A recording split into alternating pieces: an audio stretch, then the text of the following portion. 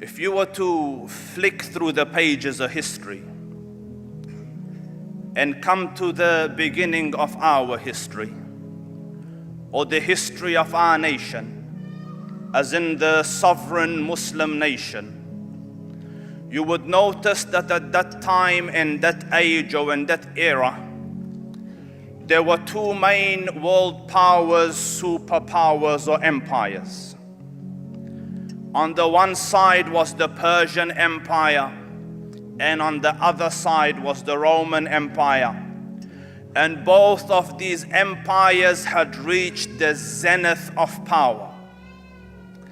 They boasted political stability, economical prosperity, military capability, and an influence that extended over much of the globe. And then there, in the dry deserts of Arabia, lived the Arab race, a semi-nomadic people scattered across an endless desert. Their land was harsh, their climate difficult, their land barren, their people scattered, disunited, uneducated, undisciplined. And on the earth of God, it would be accurate to say that they had nothing going for them. So much so that the great conquerors of the past passed them by and didn't even look twice at them. They didn't even consider them a people worthy of conquest. Alexander the Great passed them by, the Romans passed them by, the Persians passed them by. They were an unnoticed, insignificant, uneducated, unlettered, undisciplined, disunited, scattered group of people that added up to nothing much in the annals of human history.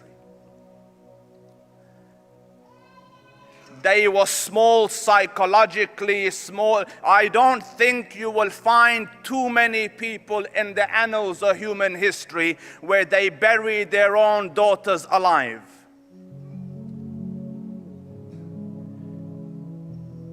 Politically, they thought small, they aimed small. One of their greatest men, this is later on, but the reference that I am giving here is in his days before Islam.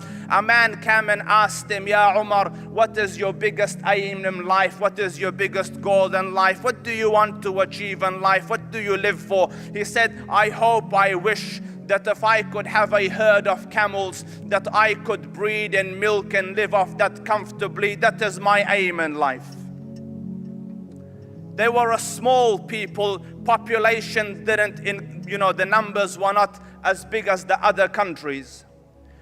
And yet Allah Rabbul Izzah chose and preferred this unnoticed, undisciplined, disunited, uneducated, scattered group of people to become the primary promoters and propagators of the one true religion of God.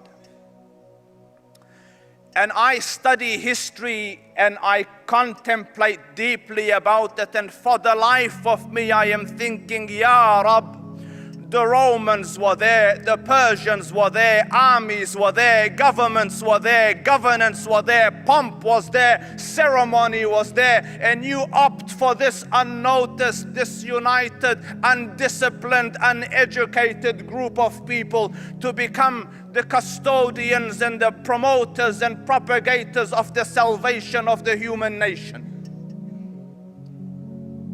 And yet, when this group of people, semi-nomadic group of people hovering on the brink of barbarism, when these people entered Islam, and as the Quran says, "Udkhulu fi silmi kafa," when they entered it entirely, when it became their life and their focus and their purpose and their everything, within a few decades, this insignificant, unnoticed, undisciplined, small, uneducated nation expanded and extended from Granada in Spain on one side to New Delhi in India on the other.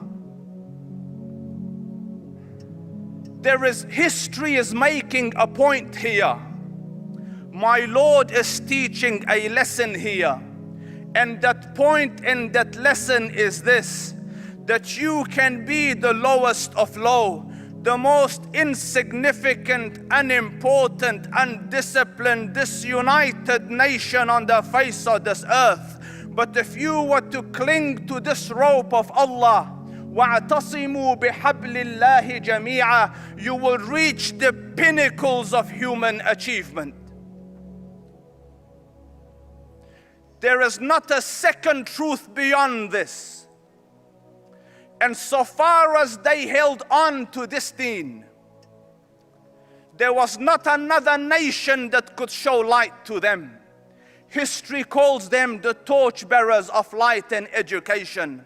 At the time the Prophet came, sallallahu alaihi wasallam, to Mecca, the historians record that there were 18 people that could read and write in the whole of Mecca. 18. By the time the Prophet left, Arabia had become teachers of the world. And that same Umar ibn al-Khattab radiyallahu anhu, who yesterday wanted to have a herd of camels, they ask him now after Islam, Ya Umar, what is your goal? What is your purpose? What's the mission of your life? What do you want to live for? He says, I want to struggle till the deen of Muhammad reaches every corner of the globe. The small became world notable. The unnoticed became significant. The localized dreams became world vision. The secret formula of change and success was Islam.